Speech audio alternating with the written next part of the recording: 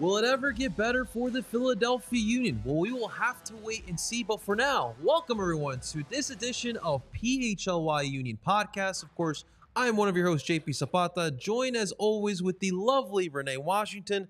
Renee, I hope your weekend went better than the Union's weekend went. How we doing?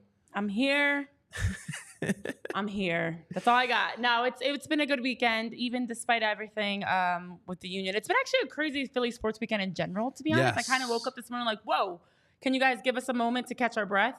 There's a lot to talk about around the city, but definitely even with the Philadelphia Union. How was your weekend, though, JP? It was great. It was fantastic. Got a lot of relaxation in. Nice. I actually got some sleep in on like our Sixers team over at PHLY, which we do have to give a big shout out to because they had a crazy, crazy night and morning here. But yeah, obviously, it's crazy. You're also part of the Phillies beat. The Phillies obviously one of the best teams in baseball, but even them, they got kind of, thrown to the side between the Sixers and the Flyers over the weekend. Exactly. And unfortunately, the Union now have to kind of climb their way into kind of, back into the Philly sports hearts. It's been a tough 2 months essentially here for the Union, but we have a lot to get to, a lot to talk to. Renee, are you ready for our guest here today? Yes, I am ready, and I'm hoping that everything works smoothly to be able to talk through this because there's a lot to unpack with our special guest, and I'm ready. I'm ready to get into it. Yes, absolutely, guys. And of course, as always, guys, bear with us. We're working here. But guys, without further ado, listen, I know you guys love him, all right? And I know my OG fans, listen, my OG fans from day one know him very, very well. We'll get him in here in just a little bit here, but I'm sure, a lot of the OG Union players, we had Seb on a couple weeks ago, and our next guest we'll have in a couple minutes as well. The first 10 years of the Union wasn't always the most fun. And I'm sure those guys can kind of give these current guys right now a little word of advice. It is not easy, especially when, the past couple of years, we were having a lot of fun. We were winning soccer games. We had a supporter shield win here, right? A lot of great memories. That historic 2022 season where the attack was just scoring goals at will. And now you fast forward here to 2024, and we're not sure exactly what's going on with this team. We have a little of an idea, but we're not in that dressing room every single day, right? So it is extremely frustrating. And I know a lot of fans are frustrated as well. And I put that tweet out too on Sunday mornings. Like, I'm just numb at this point. It's not at the point of like 2015, guys. I don't think we're there yet because I think the fact is that if you look at this team with a wide range, with a wide angle here, look, they are missing a lot of key pieces. International break is happening, right? You have some key injuries that are going on right now. The attack seems to be pretty thin, which is so ironic too. But we're going to have to wait to see kind of where we go from here. And, Jimmy Boy, I love him. I have all the trust in the world with him. But even for him, this is a tall task to ask from any major manager. Even the GOATs. As I saw over the weekend, Carlo Ancelotti, Champions League winner. Right, Carlo Ancelotti was hanging out in a saloon in Montana, in the state of Montana. We have Carlo Ancelotti here in the United States hanging out in a saloon in Montana. So, but get back to the point, like, it is so rough with what's going on right now. We definitely want to get everyone's opinion. Former players, current players. Listen, if you're in the chat right now, drop your comments, your questions, your concerns. We definitely want to get the vibes from you guys as well. But from us, guys, we're trying to stay tough. And listen, especially for me, every week that everyone watches the show knows that I try to steer in the optimistic route. I know. It's been pretty tough lately, Renee. Well, the truth of the matter is we are looking at a stretch for the Union. 14 games, they've only won once. And in the middle of all this chaos, the things that we have to unpack today with our special guest, Sheanon Williams, who will be joining us in a moment, is the fact that they haven't been able to win games. But that's just like, I won't say that's the tip of the ice. Well, that is the tip of the iceberg. Because bigger than that is also the fact that they're missing players on international duty. You did get Daniel Gazdag back. You've got players coming in and out. You've got injuries that have been major injuries at that. You also have, on top of all of that, the official news of Julian Carranza, which we'll get into, and how he's done. We saw him out with fans, signing autographs, saying his farewells. Oh my God. All these things are happening in the midst of them also losing games, which is just a lot to process and have to handle for anybody, and especially for the Union, which their core right now is being really challenged. Yes. Who they are, their identity, the foundation of Union soccer is being challenged. And so in this moment when it's like, It's a defining moment. It's a character building moment. It's absolutely a chance to be able to peel back some layers and Yeah. kind of rebuild a little bit. Like there's been definitely worse days as you talk about the history of this team. There's been worse eras and times for the Union, but right now it feels like it just keeps getting worse. I It keeps know. getting like more things keep going wrong. More things are like not, as Jim Curtin was talking about, the unlucky bounces and unlucky plays. Those types of things, you can handle one here and there, but it just feels like every time you try to put your head above water and get a little bit optimistic about what's going on with the team, something else goes wrong, and that part is absolutely frustrating to just for anybody to deal with, especially for this group. All right.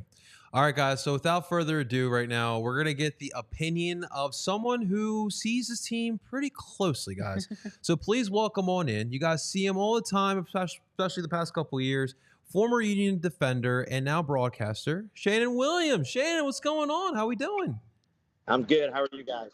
We're doing great. You look great, Great. brother. I like the Thank shirt. you. I See the appreciate it. sunshine? Yeah, trying to represent. I love it. Well, listen, Sheanon, before we get into this current team, listen, you played 5 seasons with the U from 2010 to 2015. You were here. Before that, I do actually get a lot of people who ask you about the Harrisburg City Islanders, which you were a part of for a season as well. But you've seen this team closely, for the last 15 years now. What's the main difference you see from those first 5 years you were a part of to even like the last 5 years now with the U? Good question. Yeah, it's been really like the evolution of a team that's starting from nothing. Obviously, there wasn't a USL foundation that was built here before the Union came in. And when I first got here, we fought for everything, whether it be meals after practices, whether it be we didn't have a weight room when we first came in, no practice fields. We used to get in vans and travel 15 minutes to a local park to train every day. So now to see the facilities that they have, what's in place, and how they're building their rosters now with youth players is really impressive to see. And it's now, as a fan, it's exciting to see the team's evolution from where it started and where it's at today. It's a great point you bring up, Sheanon, already in your first answer, because you're giving us perspective that's much needed. As much as we talk so much about the homegrowns today, as you remind us, it wasn't too long ago, there were no homegrowns. There was no, foundation for the team to be able to even pull from. And then individually for players, it was a lot of sacrifice and a lot on you as players, and that's not the professional experience that you expect. I know I always talk about that on the women's side. I saw the same thing. Coming into the pro, you're not expected to have to figure out your own meals, your own transportation, practice gear, state, where you're going to practice and things like that. So this team has come a long way, but some of that same core of the grit, of the independence feels like it's been a little bit lost. What have you noticed about the recent form of this team in terms of not even tactically how they're playing, but what you see in terms of their body language, the mentality, the aspects that are, just as important to the game as the foot skills and as the technical ability, and how this team's been playing recently? Yeah, they've just been making a lot of mental mistakes, in my opinion. It's not that they haven't been scoring goals. They've been giving up too many, and it's not like teams are really breaking them down and scoring really great goals against them. I think a lot of the goals that they're giving up right now are really preventable, and that's what's so disappointing and been so hard to take, I think, for this team. It's also a team that's had a lot of success, and a lot of these guys haven't been through this part of it where you're not successful and the season's not going the way you want it to go. And, these little details start to add up, and it starts to feel like it's a huge mountain to climb. So right now they're not getting the little things right, and that plays a huge part into winning and losing games, and you're seeing that come up on the wins and losses. So they have the pieces in place. I think it's been tough as well because they haven't been whole. They've had a lot of injuries to start the season. They have a lot of guys on international break. They have guys at Copa America. They had guys at the Euros. They're now going to lose guys to the Olympics. So it's Jim Curtin kind of waiting for his team to be whole, and that's not happening. And they're having to fill the gaps with different players and different routes. Yeah, Sheanon, one of the toughest parts about this run that they're kind of on right now is it's just challenging them immensely. Now, you've been a part of some teams that didn't have a lot of success on the pitch here with the U. From your personal experience, what are these battles that this dressing room is going through internally? It's tough when you're not winning games. You have to go then the whole week and think about, okay, what about the next game? And that becomes hard, especially when you're going through a season and it's not going the way you want it to go, you're trying to figure out ways to kind of get out of this rut right now. And that's definitely a hard thing to do mentally. You know that all these guys are trying their best and trying their hardest to try and get their stuff right. But again, when it feels like you're climbing out of a hole and you're not getting anywhere, it's tough to keep going and keep yourself wanting to get better and do those little things, because you start to point fingers and start to get into little groups of maybe this is why things are going wrong, or this is why things are going wrong. And when you look at the good teams, they're polling in a collective group. And I'm not inside that locker room anymore, so I don't know how it is going inside that locker room. But I know the teams that I've been on, when things aren't going great, that's when you start to see some distance and some divide between players in the locker room. Everybody has their own opinion on what's wrong and what needs to be done to fix that. And that can create a little bit of divide. And as you mentioned, on top of that, right now the Union are in a position where you have a lot of youth that's dealing with this adversity for the first time, which now, as you're talking through just how a team typically comes together, is with having the leadership and the veterans that can help everybody stay on the same page, keep the chemistry going, keep the team focused. And right now, I also am wondering and curious how much of the issues we're seeing that feels like it's snowballing are because the Union are missing that voice. They're missing that leadership. Obviously, Ali Bedoya's injured right now. You also have, Jacob Glesnes and Jack Elliott and different guys that are there. Andre Blake being injured.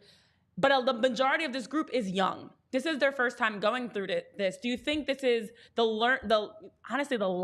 learning lumps and losses that come with that, of this team just not having that voice and that person that can bring them together and keep them focused to move forward and be better? Absolutely. I think that while there's still different players in the team that bring that leadership, we know that everybody leads in a different way. And sometimes that doesn't translate to on the field. We've seen some of the losses where they're losing late, and that's where somebody like Alejandro Bedoya comes in huge. It might not show up on the stat sheet with goals and assists, but at the end of the game, making sure that things are locked down, making sure that people are in the right spots and demanding that from teammates. That might not be the leadership style of somebody like Glesnes. Maybe Andre Blake would be a huge help. I know that in late games, he's saved them a lot in terms of what he can do on the field. But again, the leadership style and what they have right now in their locker room, I think is not helping them on field. And I think that's why they push so hard to get Ali Bedoya back, because of that leadership and because of what he brings to the on-field coaching, which is so huge in games. Communication is such a huge part of this sport. And sometimes people don't really value it as much as they should, and you're seeing it start to come up and play. I think about the Cincinnati game as of recent, this Montreal game that just passed, also the Miami games where you're in it, and then all of a sudden last minute somebody decides to go forward or somebody decides not to do something, and it leads to them getting scored on. So it's been crazy to watch, just because again, they're in all these games. It's not like they're not scoring goals. Cincinnati, they scored 3 goals and lost the game 4-3. So I have to think that there's definitely some leadership that can be helpful in those situations. And right now they're not getting it from the players that are on the field. All right. Well, listen, Shane, I want to talk a little about defenders, especially specifically the center backs. Obviously the defense in general hasn't been great this year. 35 goals they've allowed so far. It's not even, this was before July. Now, obviously it's not all on the back line here, but I want to focus on those center backs here, because look, 2 years ago, both Glesnes and Elliott were considered to be, defensive players of the year candidates, right? Glesnes obviously won it. Right now, there's been some individual plays that hasn't been the best. It's been uncharacteristic from both of these two. So for you personally, from your analysis, what have you seen from both of these guys? Yeah, they haven't been good enough, to be honest. They've made individual mistakes. They haven't been the stalwarts that they've been over the past couple years. We're talking about a team that was setting defensive records in this league, a defender of the year in Jacob Glesnes, and a partnership between him and Elliott that was hard to score on. Now, I think that not having Andre Blake back there definitely is something that they're really missing, and something that they've been really missing all year. He's kind of been start and go with the group. So that's a huge part of it. And that organization that comes from your goalkeeper and that security, when you have a goalkeeper of the year behind you and then good defenders in front, it just seems like they're getting details wrong. And it seems like maybe the injuries have piled up and they're not starting the way they should. And it definitely is costing them in games. again, it's little mental mistakes, whether it be not marking up in the box or not being good in 1v1 situations, that's really hurt them this year in terms of the goals that they've given up. I've yet to see a lot of goals that I'm like, wow, that other team really broke them down, really scored a great goal. Nothing, you got to tip your cap to it. It's a lot of, wow, I can't believe we just gave up a goal in that fashion. And it's kind of reared its head a couple times now. I know that in listening to Jim Curtin in the post game and whatnot, he talked about just, Glesnes not having his best year so far, and him having to work to get better and work to figure these things out. And obviously when you're thinking about one of those leaders and he's not having a good year, that trickle down effect, and how does that affect the rest of your team? And the key thing, as you're mentioning, is defensively, that's always been the core of this team. But this year, it feels like it's reversed. To lose a game 4-2, where you're up 2-1, and then you end up giving up two of those goals late in the final minutes of the game, that's not something that's characteristic of this team. And I think the concerning part for me is right now, the Union, obviously missing players, injuries, we got the whole laundry list. But that's offensive pieces. Their defense, their back four, aside from Damian Lowe, has been the same back four that we've seen. Even switching to bring in Mbaizo and go to a back five to try to stop the damage, as Jim was talking about post-game, they have the same defensive unit. They obviously don't have Andre in net. So realistically, the only defensive change in terms of the back unit is bringing back Andre. What do you really feel like this team can do? Because they're scoring goals. And everybody can say they can score more to put teams away. Scoring 2 goals, as we know, should win you games. That should be enough, especially if you have the defensive talent like you do. So what do you feel like can be tightened up defensively, realistically moving forward?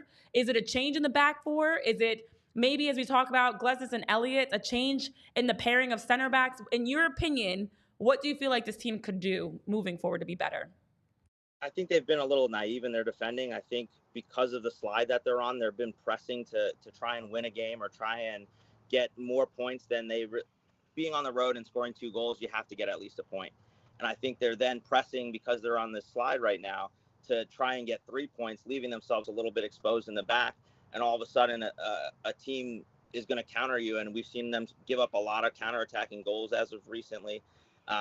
They're just pressing because they're in this slide right now. And I think they have to be a little bit more sound. Obviously, Martinez would help in front of them. I think Flock's come in and done a pretty good job, but Martinez is somebody that does a really good job of screening his back line. So not only are they missing Andre Blake in behind them, but they're also missing their defensive mid in front of them and Martinez. And again, these things start to add up. The slide that they're on, they're trying to get out of it. And sometimes by pressing, you end up leaving yourself a little bit exposed. I think they need to be a little bit more sound defensively and see if they can't stay home and get out of this slide by just getting a point somewhere, right? That Montreal game, I think we can all look at and say, hey, if we take a point from this game, that stops the slide. Now we can build on that. They're not having anything that they can build on when you're in a game, you're winning that game, you end up then losing the game 4-2. You feel like you're starting all the way back from ground zero again once you start to come back into practice and start to work on things again. So they have to be a little bit less naive in their defending, leave some players at home. They have to be better in the 1v1 situations and then try to build off of that. Alrighty. I like it. All right, so one more from me. So right now, as we speak, it's July 1st. The Union are 4 points behind Atlanta United for that last playoff spot. Using your educated soccer guess, will this team make the playoffs? Yeah, I think they will. I think that they have everything that they need, and it could just be getting the whole team back again in and around each other. And just, this is such a funny league where you go on a run of maybe 3 games and all of a sudden you find yourself in a completely different spot. So they do have a mountain to climb. They're definitely chasing. I think that there's a cluster of teams that are in and around that last playoff spot that they'll be fighting with, Montreal being one of them that were behind them when they played that game. So I think they're going to have a huge battle on their hands. I think Leagues Cup and that being a break in league play, them getting whole again, coming back after leagues play, are they going to have enough to finish out that run and have enough in the tank after that Leagues Cup to really get themselves going again and see if they can't make a push?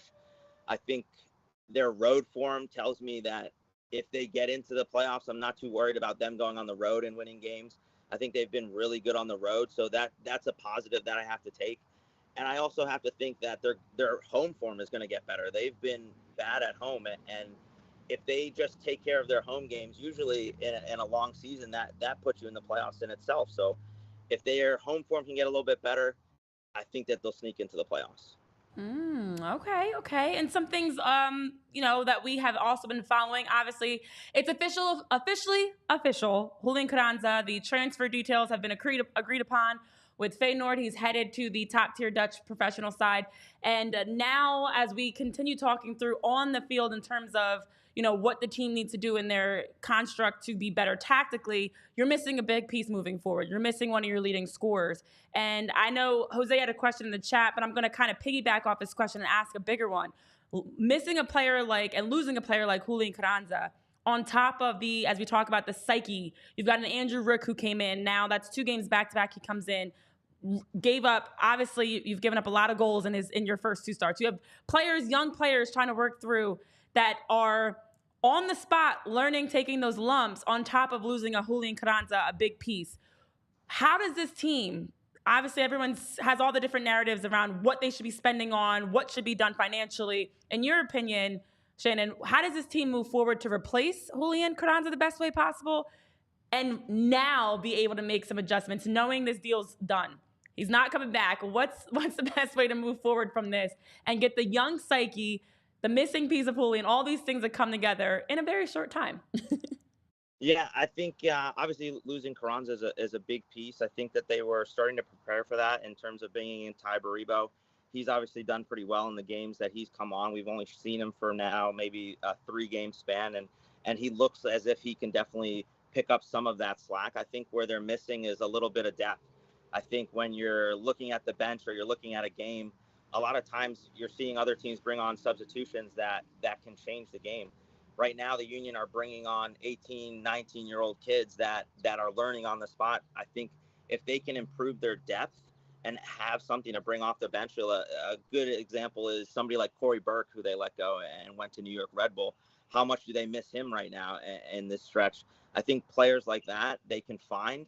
I know that they're not going to go out and spend this enormous amount of money. So then I look at what's realistic, and I think it has to be, can they build their depth from players that are playing in the league currently that have played and have game experience? Somebody like a Corey Burke that can score you goals when you're missing Carranza or Baribo, or you need to change a game and bring somebody on. We look at him in MLS Cup, and he completely changed that game for the Union at the end there.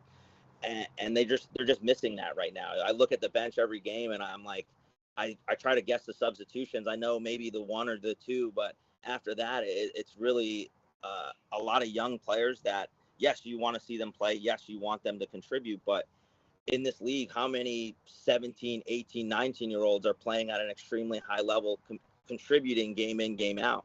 So they need some pieces off the bench. I think they'll get back whole in terms of starting lineup. What can they bring off the bench to help them out in these games where maybe it's a tie game, maybe they're going for a win? Can they bring somebody on that's really going to help them push for that win instead of getting a tie? Or maybe they're losing a game and they bring somebody on. Can that player be an impactful player and come on and make a difference? And I'm not seeing that from the bench right now.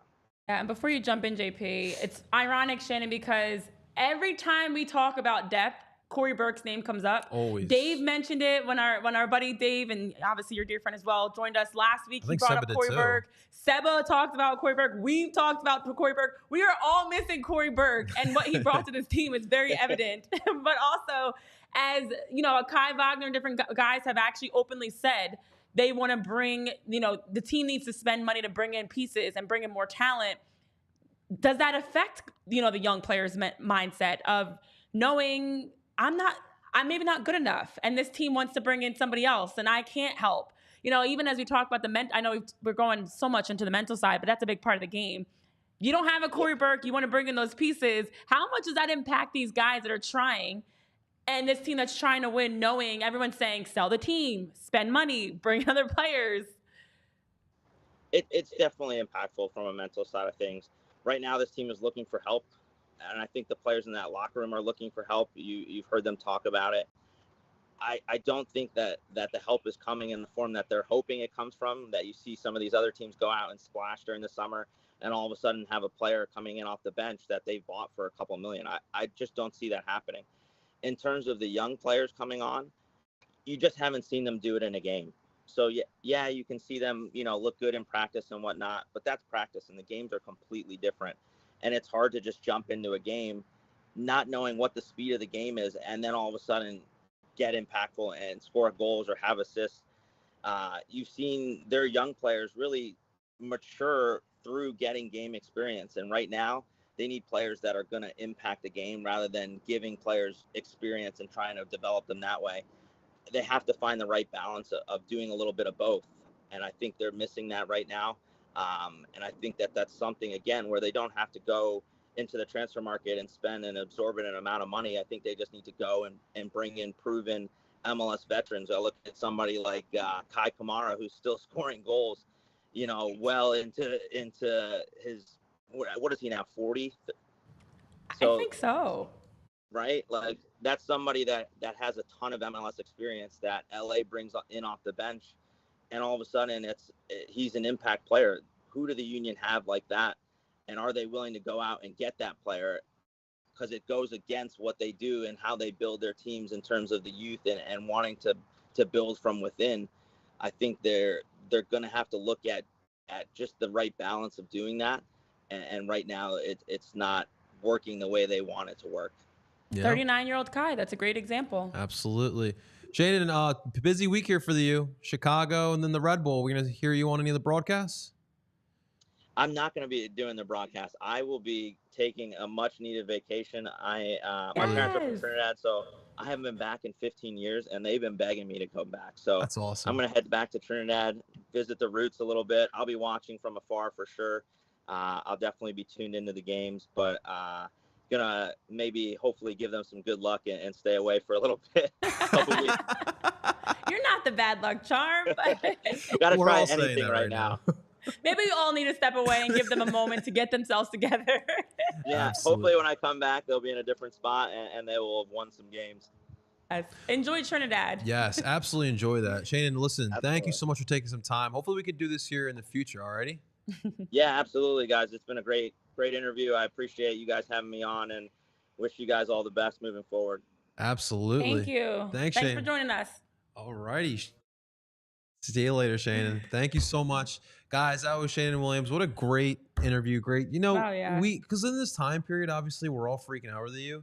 You definitely want to get that perspective from someone who's not only, been a player, but he's been a player here. Yes. So he understands fully what's going on. So definitely great stuff to talk about. But Renee, real quick, because obviously, look, Sheanon, our producer Tyler Zulli here today, yourself, myself, we all need to chill. All right, we all need to sit back, relax, and chill a little bit. And there's only one way to do that, guys. That's with our friends over at Coors Light, ladies and gentlemen. Guys, it's summertime. That means beach. That means outdoor drinking. Nothing better than that. I love doing that myself personally. And so with this upcoming summer, obviously it's a big beach weekend, big pool weekend, big drinking weekend. Consider a nice cold Coors Light, ladies and gentlemen, alrighty? And of course, when you're choosing chill, choose Coors Light. And the best part about Coors Light, guys, look, I love all different types of beers, but what I love the most about Coors Light is that it's light and refreshing, especially during this type of weather. That's exactly what you want to try to get. When the mountains turn blue, it's as cold as the Rockies. Coors Light is cold lagered, cold filtered, and cold packaged for a smoother finish. When you embrace a chill mindset, it's a good time to choose chill and crack open a Coors Light. Coors Light is mountain cold refreshment, crisp and refreshing as the Colorado Rockies. All right. And the best part here, guys, is that not only now you can obviously go to your local beer store or liquor store, whatever it may be, and get a pack of Coors Light. But if you don't want to, if you're a little lazy like myself, you can get it delivered to you. All right. So if you go right now to CoorsLight.com/PHLY soccer, you can deliver it right to your house. With Instacart, they deliver right to your front door. There's nothing better than that. Again, that's CoorsLight.com/PHLY soccer. Celebrate responsibly. Coors Brewing Company, Golden, Colorado. Yeah, so let me tell you about our friends over at Rite Aid, because at Rite Aid, they have everything you need to be able to stay healthy. They've got their vaccines and pharmacy services, which provide you all the insight that you need. They've got their My Pharmacy account at Rite Aid that you can create to get all the updates to refill your prescriptions, to schedule a vaccine, to get the personalized care recommendations. They also have their mobile app, their Rite Aid mobile app. That's right, where you can also set up medication reminders, enroll in their prescription notifications, and easily be able to download that app to get started. And then they have other great options for you to stay healthy, including their wide range of beverages that are refreshing and revitalizing and great options for you. They've got their coconut waters. We actually had a chance to try some of their hydrating water here. I know that's a weird thing to think about, but as someone, I can tell you that's dealt with my own hydration issues, or dehydration issues, I should say. Not every water hits the same. Well, Rite Aid's got all the options. They've got the purified spring electrolyte filled and distilled waters and their alkaline bottled waters. They've got the coconut water, which is gluten-free, fat-free, and has a power-packed array of essential nutrients. They also have, if you want to go for a juice, their single-served iced teas, juices, and lemonades, which are sweet with real sugar and no preservatives. And then their cold-pressed juices as well, the organic, non-GMO cold-pressed juices that are very good for you and crafted from 100% fruits and vegetables. So over at Rite Aid, you can stay hydrated because it's so important this summer. It's hot outside. We're all hanging out by the pool, the beach, out at games. Whatever we're doing, you're staying busy, but you want to make sure you're also staying hydrated and staying healthy. So with Rite Aid, they've got all you need to stay hydrated, especially during these summer months. You can get those refreshments also delivered. That's right. You can shop online at riteaid.com/shop for same-day delivery. You can buy online. You can pick them up in store. So between their pharmacy services, vaccine services, refreshing drinks, mobile apps, My Pharmacy account, their delivery, there's plenty of ways that Rite Aid is the right choice for you. So again, today, head over to your local Rite Aid. Make sure you can get your prescriptions along with anything else at Rite Aid you may need. The over-the-counter medications, the sunscreen, some goggles to go swimming in the pool, your cosmetics, and much more. Again, just be sure to ask your pharmacy team at Rite Aid or any other employees at Rite Aid for the insight that you need to get all the details that you need today at Rite Aid. I love it. We're definitely going to need some Tylenol or some kind of headache medicine after watching the Union as of late here. Well, it's interesting because I know in the chat, everybody is talking through, and today's conversation has become a lot about the mental side, the confidence side. And the reason I think this is so important is because we have to keep in mind the point to Dan's comment about if you're this impacted mentally, you're not ready to be a professional. But I think that's part of the problem. We're talking about 18, 19-year-olds that are not ready to be a professional. Someone like Andrew Rick, who gets thrown in, he was the third option after Oliver Zemla. Of course, the whole plan was to be Andre Blake. Yeah. Nobody expected us to have to see Oliver Zemla as much, and we didn't expect to have to see Andrew Rick as much. So just looking at that position specifically as an example, these are two guys in Oliver and Andrew that are getting asked to do way more than they're ready to do. So the question becomes, whose fault is that? And I don't think you can point the finger at just one person, but you have these kids that are, and even I know we don't include them as kids anymore because they've been playing for a couple years, but Quinn, Nate, Jack have been asked to do more. Chris Donovan, like you're asking all these guys to do more. They're not ready to do that. And as you're building up the homegrowns and the pipeline, which is a beautiful thing, because as Sheanon alluded to, that wasn't always the case here with the Union. On the reverse side of it, you're now forcing these kids to have to move too quick.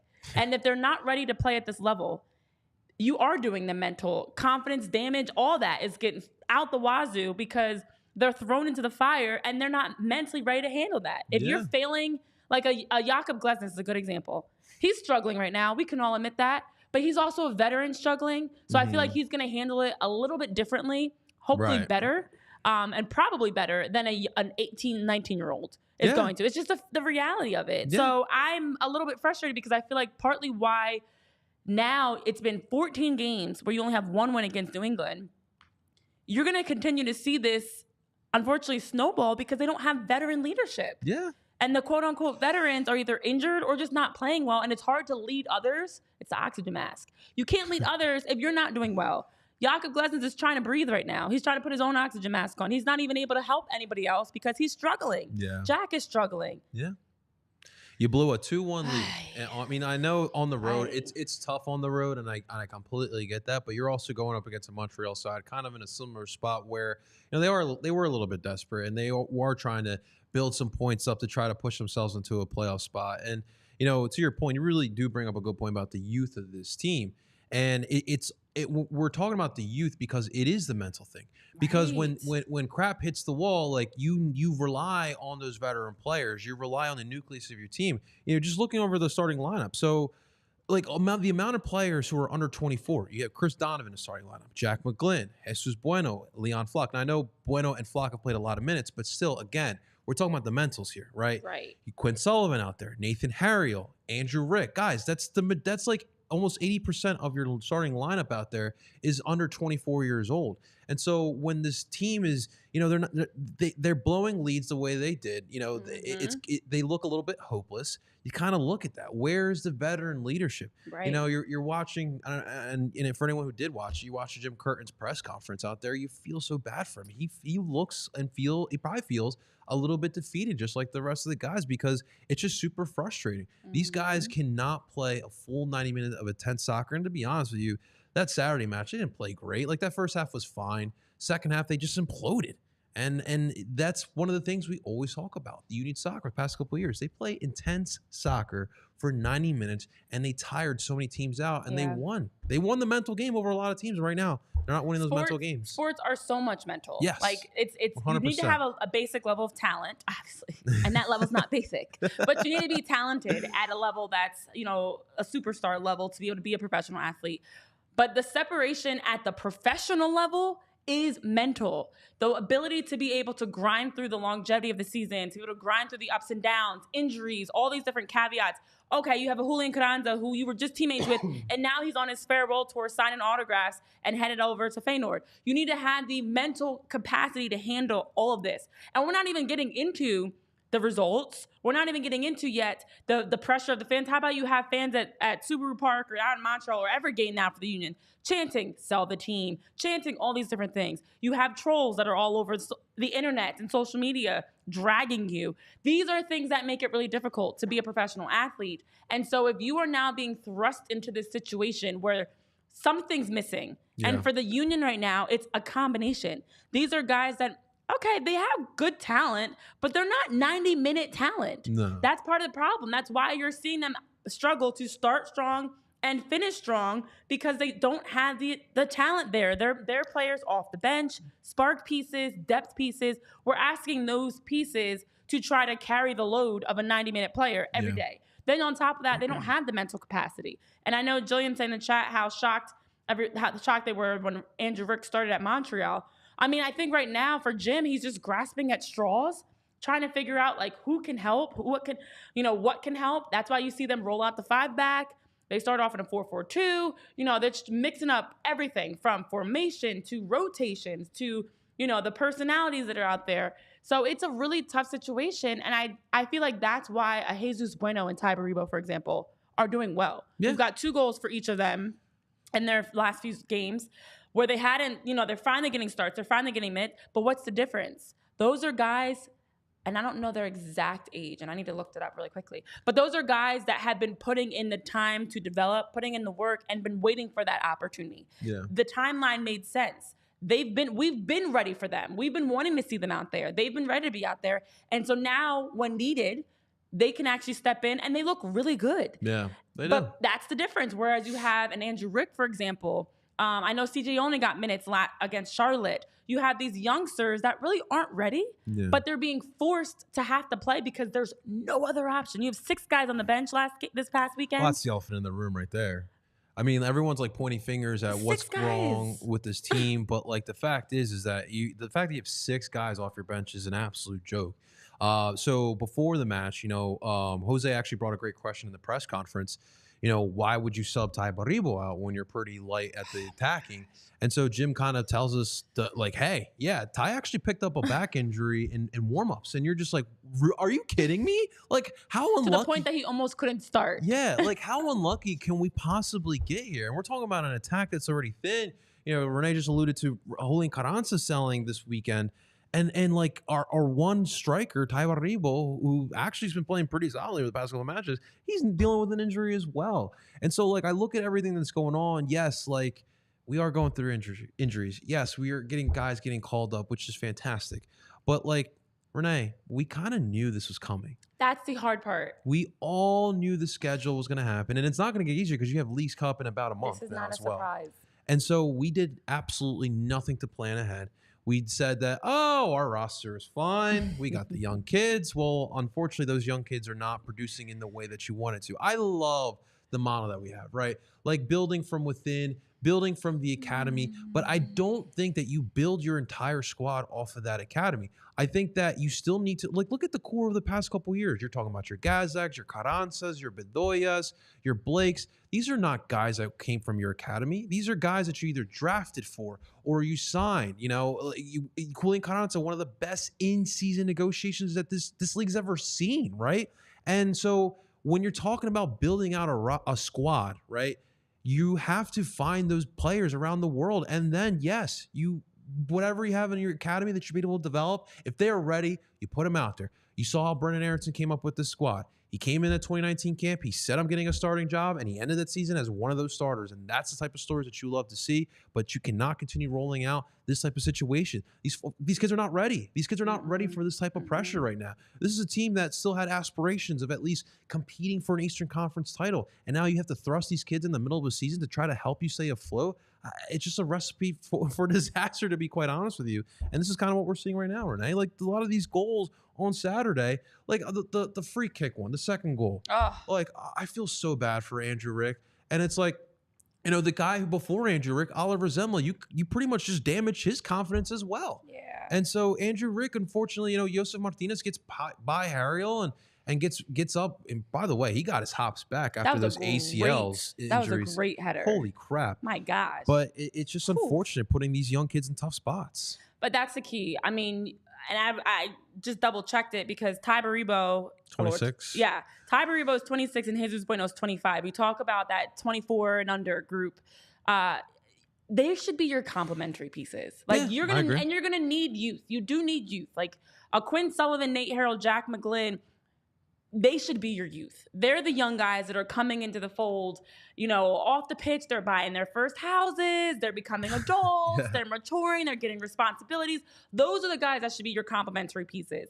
And you should have the ability to be able to bring in, I love the mention of Kai, a 39-year-old, Kai Kamara. You should be able to have these veterans that you're bringing in. We always talk about Corey Burke because the Union are missing those pieces that are ready now. They can handle the longevity of the season. They've been through the ups and downs.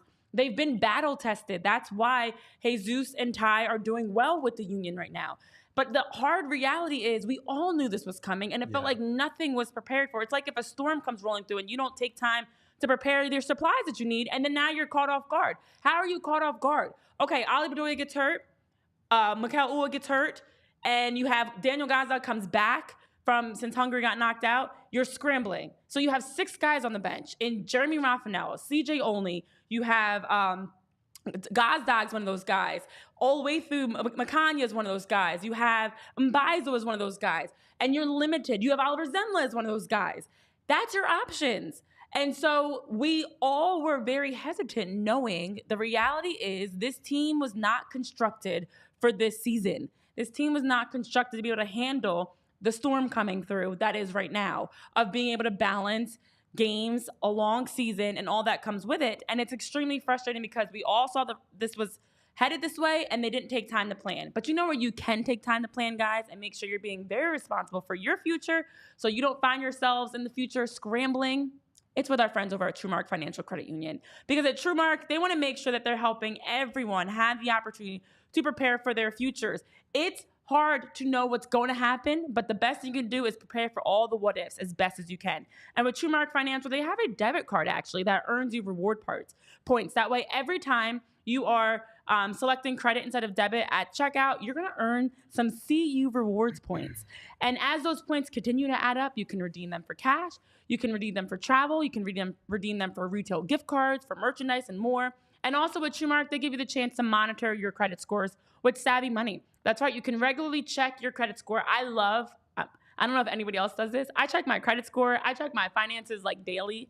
And it's great to just know where your money's going, the direction you're going, where it's coming from, where it's going to, which bills, what payments are being made. And so with TrueMark, they also give you the chance to regularly check your credit score, have that financial awareness, and also be able to just have the ability to check for any errors. Because it's good to have people that have your back. If there's a transaction that looks shady, or if there's an error in some way, that they're going to be able to detect that, because they protect against identity theft by monitoring for any unauthorized transactions and activities. And then they also just give you the chance to build that financial stability by improving your credit habits and maintaining a healthy score. We're talking about building a foundation for the future. Well, TrueMark Financial Credit Union allows you to do just that. Build for your future, your family, traveling, house buying, college funds, whatever it is you're looking to do. TrueMark Financial has the support and the opportunity to make that happen. So TrueMark Financial is federally insured by the NCUA. It is an equal opportunity lender. And for more information, you guys can visit truemark.com/PHLY. I love it, Renee. I love it. All right, guys, listen up. You guys know what it is. It's the summer of soccer for all of us soccer nerds. We got so much great soccer going on right now. And if you are feeling lucky, I want you guys to consider one app and one app only. The BetPark Sportsbook app, ladies and gentlemen, right now. Shouts to France. France took care of business against Belgium here today in the Euros. In about a couple minutes, we got my nation I'm rooting for, Portugal. Portugal is taking on Slovenia. If you guys are feeling lucky on that one, pick your odds. Our boy VG over the Anthony Gargano show, he is the corner kick king merchant. He's looking at all these bets on BetParks, and he's looking for the corners odds there. He loves betting on the corners. And if you guys are feeling like VG, you guys can check out the BetPark Sportsbook app. Of course, the show is also brought to you by the BetParks app. Get in the zone with BetPark Sportsbook app here today. Win big with all-day action. Win your first $10 bet and earn up to $125 in sports bonus bets. You play for fun. You love to win. You bet BetParks. Download the app today and play along with us. You must be 21 or older. Please gamble responsibly. If you or someone you know has a gambling problem and wants help, please call 1-800-GAMBLER. I'm excited for the Euros, and especially tonight's a big one. U.S. Uruguay, and tomorrow night it's huge. It's an even bigger one. Yeah, I know in the chat it was mentioned very early in the show. It was Ivan mentioning, like, at least there's Copa America and the Euros. Take our minds off of the mess that is the Philadelphia Union right now. There is plenty of soccer. That is the beauty of all of this. By the way, it's been great to see. Shouts for everyone who came out Friday night to Chickies and Pete's for the Flyers draft party. So a dude sewed together a Flyers jersey and then a Matvei Michkov Russian jersey. God, I love it. He was Colombian.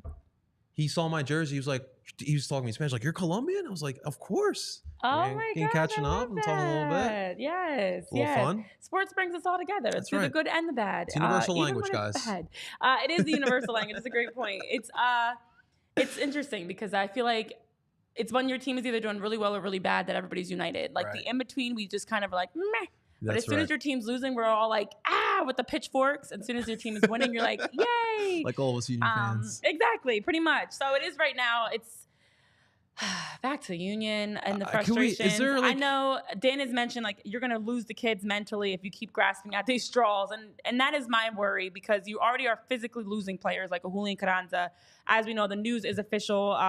We knew this was happening. We also prepared for this, because everybody could see that Julian Carranza was headed out the door. So this past weekend, we did officially see the details that the transfer agreement has been signed, and everyone's saying their farewells, and Ernst Tanner's saying, like, we're so happy for you, and yada, yada, yada. And now it's all time to, like, look back on all the great things Julian's done with the team, and cry me a river. With our Kleenex. Yeah, exactly. But now that they're losing players physically, you're losing players mentally, and I just don't know how you can keep this team together. I know it was brought up for Jim Curtin around his future instability in his role. Like, can Jim get fired?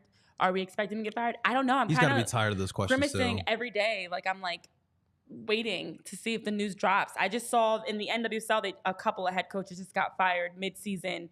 They're about, and it surprised me because they're also, as the Olympics and everything are coming up, this is a weird time to fire coaches. Yeah. But there are some teams that are cleaning house right now because of the break. If you fire a coach now, you've got and I'm not trying to encourage anybody to fire a coach, please, but it does give you some time off and, things like that to kind of like start to rebuild mid-season. And I don't know if I feel good about Jim's future because it doesn't, as he said, and as we know, it's a what have you done for me lately business. It doesn't matter you went to the MLS Cup. It doesn't matter you've won the Supporters Shield. It doesn't matter all the accolades are out the window if you're not meeting the expectation. This team's not meeting it, and it's not his fault. Yeah. He's not the reason they don't have depth. They don't have veterans. They're not winning games. But to have in a 14-game stretch, and I've been keeping track of it now, that you lose 8 games, you tie 5, you won, of course, the 1 game. That dates back to April 6th. And in that stretch, they've scored 15 goals, but they've given up 28. No bueno. No, it's not good at all. I mean, like, I've said it before. If we happen to let go of Jim in the middle of the season, I mean, I think that would be the worst business decision that this team has ever made, only because of, like we just said, like Jim went up to Montreal against a side that is also trying to get back into a playoff picture with 6 men on his bench, with 80% of his lineup 24 years or younger and don't have a lot of MLS experience as well. And like, I'm just trying to find anything optimistic. It's just tough. Like, yes, Gazak is going to get back into full form. I think Brujo is going to come back extremely confident because what's going on with Venezuela is really cool to see as a soccer fan. Andre Blake is going to be back and around the corner, hopefully, as long as everything goes well with his rehab. Damian Lowe, he should be back with Jamaica too. So, like, you are going to get some big bodies back. But, like, yes, I think they can make the playoffs. But, like, what's going to happen at that point then? Like, once you get everyone back, it just takes one good result. And then, again, just the same way that you've had this bad run of form, it's been a domino effect. A good run of form can be a domino effect as well. And it's going to take some time. But, like, even like if listen, this club, there's no way they're not going to bring anyone in this summer. But the problem is, Renee, is that summer signings don't always come in and give you immediate impact. Like, it's so hard for those type of players to do that. Unless you're going to spend big, which we know who the Union are. You're not really going to do that per se. It's just a really, really tough spot to be put in. And, of course, we get the Julian Carranza news. And I put the tweet out yesterday because, like, I'm on Feyenoord's Twitter account, right? Yeah. And I'm looking at all these clips. And it's literally, I felt like when you were young, that first breakup, and then your significant other is already posting you videos and pictures with with their new significant other, and you're just sitting there like, why? You're like scrolling through MySpace, like, oh my God, they took me out their top 8. How could they? That's what it felt like looking at Feyenoord's Twitter account. I was like the crazy ex looking at my ex, So it's concerning. First of all, whose job is most worrisome, Jim Curtin or Greg Berhalter? Ooh, I just feel like for now, Jim Curtin, we all agree. Everybody in the chat, us here, I don't think anybody could look at the recent form for the Union and blame Jim Curtin. Like, I think we all agree it is not his fault. I know in the chat, Jill is mentioning most of the fan base was even kind of chanting more about Sugarman than, like, let's make sure we're being very clear about our frustrations and how we're airing them out for the team because it's not Jim's fault. But as we all know in sports, we have all been around sports long enough.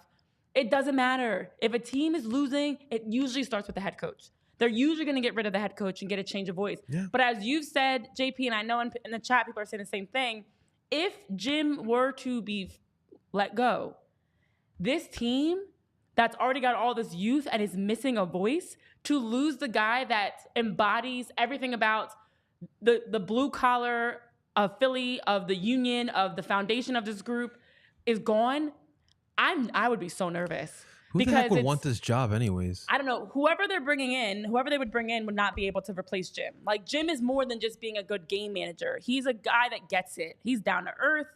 I feel like his connection with the players is so strong. And it's concerning to me because I do feel like, as we talk about grasping for straws, if they don't realistically have a way to fix things now, they might feel like the way to fix it is to get rid of Jim. Oh like, I feel like that's usually why coaches get fired. It's like, well, we don't know what else to do, so let's just fire the coach and make it look like we're making moves for the future. That's not a good move for the future. That's not a good move for the future. Not a good move for the future. Well, then your boy Ryan Richter's going to have to take this on now. It's still not a good move for the future. Let's make this clear. Nobody wants Jim fired, but I'm concerned and I'm very worried about his job because, and I also just feel bad for him, to be honest. Like, Jim and this team have been set up to fail. Let's call it for what it is. They don't have the pieces. You're going up against, every team is missing players. So every team's coming in saying, oh, we're missing this guy, this guy, this guy. But the Union are missing so much, and they already didn't have the ability to the depth or the makeup to be able to handle a hit like this. So you have the injuries and the international break and all these things. It's just too much. I'm like, I know this is not a fair comparison. oh no. But like, Miami's without Messi and Suarez, right? And yes, they still have Busquets hanging around there, Jordi Alba, still really good quality players worldwide. They don't lose, Renee. Like, the last couple matches I'm looking, their last loss came on May 29th against Atlanta United. Now, obviously, July 1st. But that was the thing too. Like Miami, we talked about before the year. Like one of the big question marks. Like, yes, we know they're going to be good. We know they have 4 really good European players, or players that played in Europe, I should say. But like the depth was a big question mark, and here they're missing 2 of their big 4, and they're still rolling through. They're still rolling through the schedule. They just played Nashville, Columbus. They obviously beat us, tie against St. Louis. And it's like, it's so frustrating that this team was not able to prioritize the depth of the squad for later on in the year. Yeah, because even for Inter Miami, I remember watching their early games, and I know we talked about it with Alex Winley on a previous episode that we did, and the defense and the depth were the 2 areas of weakness for them, but they fixed it. Yeah. Excuse me. I'm choking on my words here. This team has me choking. I'm choked up here. The Union, take notes. Obviously, there's no Messi on the Union. It doesn't matter. They fixed it. The Union have not fixed their problems. It's actually gotten worse. Yeah. It's kind of like they try to put a Band-Aid on it. And meanwhile, it's like you're flooded out over here, but you're trying to like bandage up these small holes. It's insane to think that here we are, July 1st. Like, I wish we had put money on this. Oh, because here we are, July 1st, and everything that we thought was going to go wrong is going wrong and more. Yeah. And some extra sprinkles on top. Jillian just had a comment that hit so close to my heart. If Jim goes, it will be like when Andy Reid left. And I know Tyler can chime in on this one too.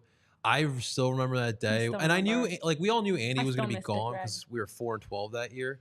But like, I was not right because I was one of the only coach I knew as a kid. I was still young at that point. That's the only coach I knew as the Eagles. And now with the U, really, I mean, realistically, for a majority of this fan base, it's the only coach we know. It's Jim Curtin. That one's gonna hurt if we lose Jimmy Boy. Yeah, I mean, I think if you're competent to Andy Reid, then yes, I think we all the difference being in this situation is I think we all kind of recognize that the Andy Reid tenure probably needed to come to an end. I think it was a breakup that needed to happen. In this regard, it just feels like if the Jim Curtin tenure ends, Jim Curtin's being scapegoated because your ownership group is unwilling to spend money, because I shouldn't say your front office because it really does trickle down from Jay Sugarman, but your front office / ownership group is unwilling to better this team.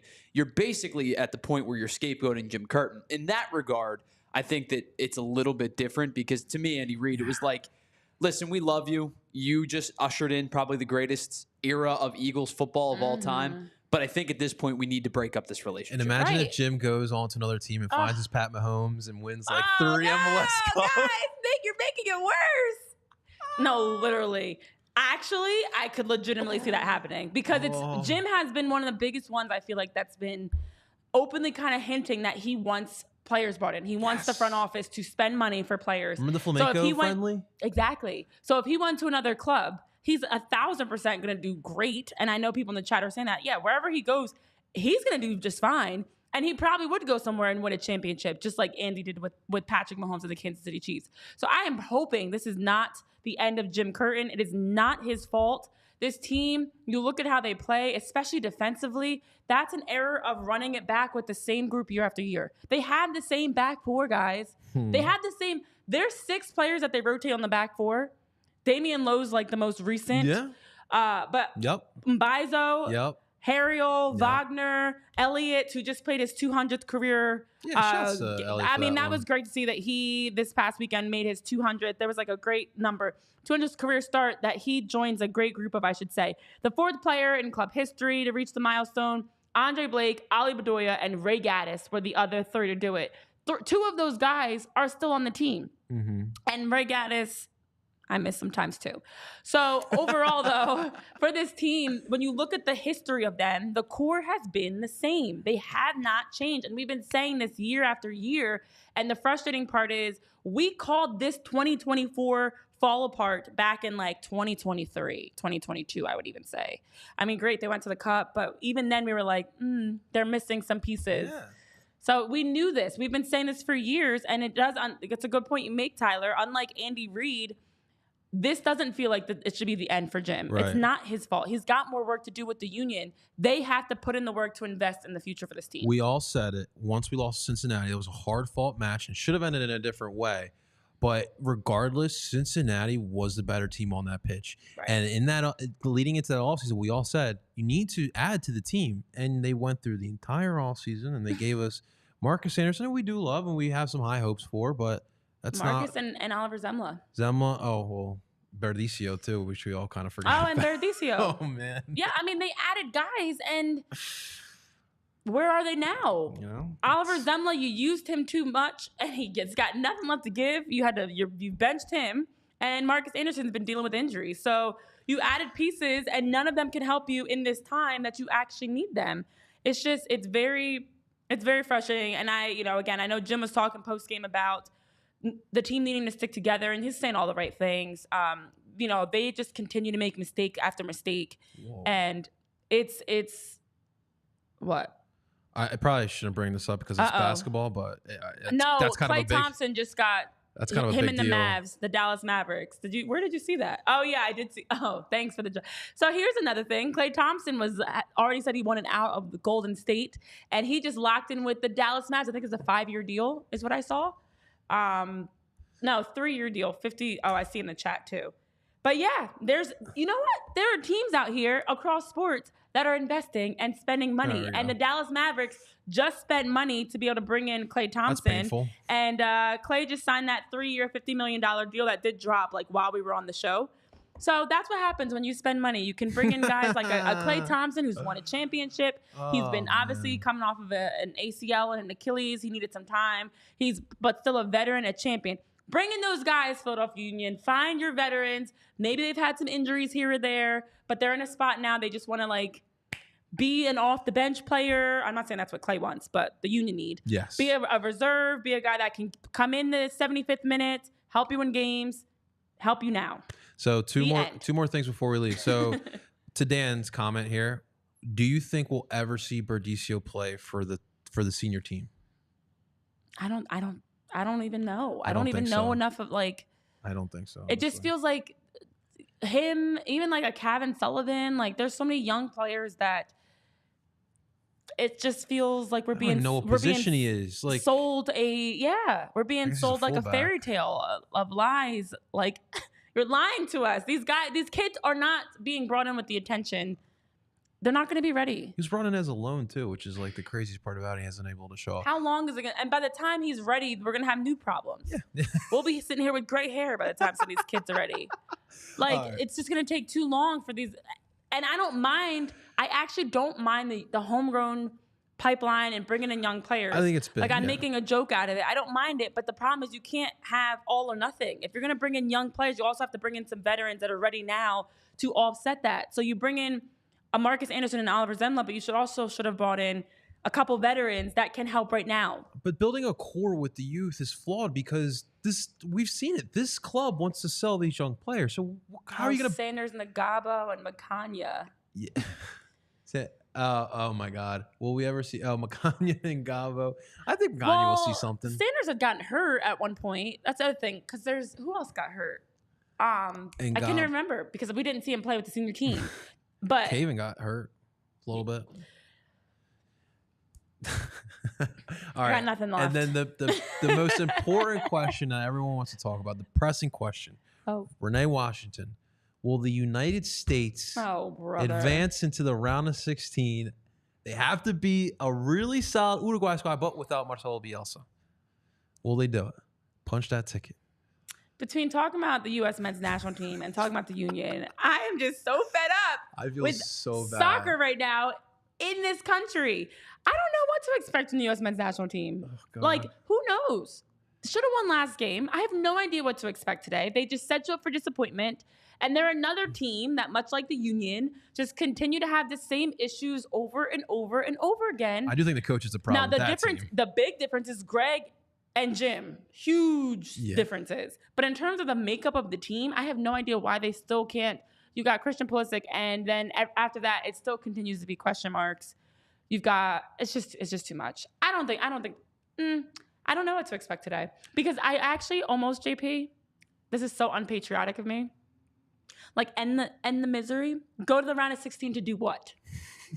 Go to the round of 16 and do what? Like, I feel this way about the Sixers at times, because I know they just got Paul George and everyone's super excited, and Eric Gordon and Andre Drummond are apparently the answers. I feel this way about the Union. As we talked about, if they get to the playoffs, watch out for the Union for what?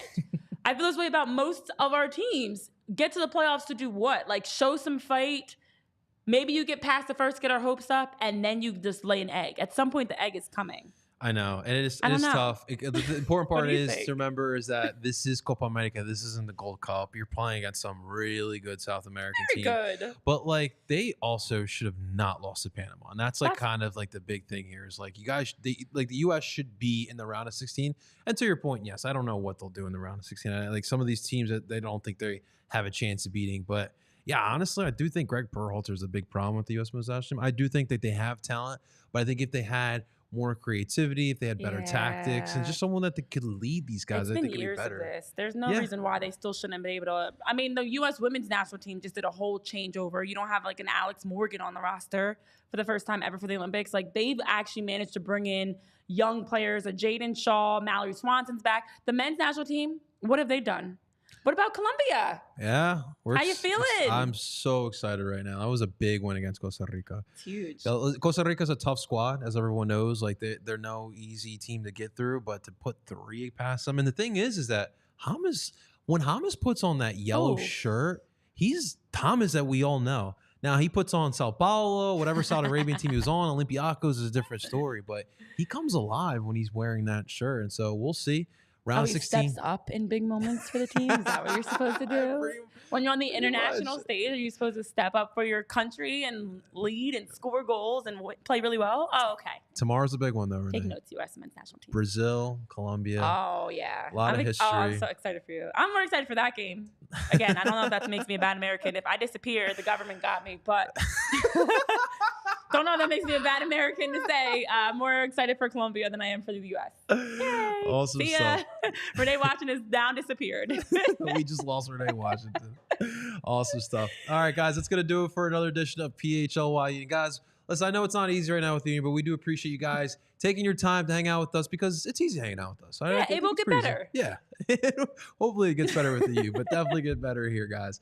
Guys, make sure, if you guys enjoyed today, do us a solid, hit that like button, subscribe for not only the Union, but we have a wide range of fantastic shows that cover all the Philadelphia sports here. So make sure you guys subscribe. Hit that bell button for all your notifications. We are also available wherever you stream podcasts, Apple, Google, Spotify. Make sure you subscribe and leave a rating. We would appreciate that as well. For Tyler Zulli behind the glass, Renee Washington, my lovely co-host, of course, I am JP Zapata.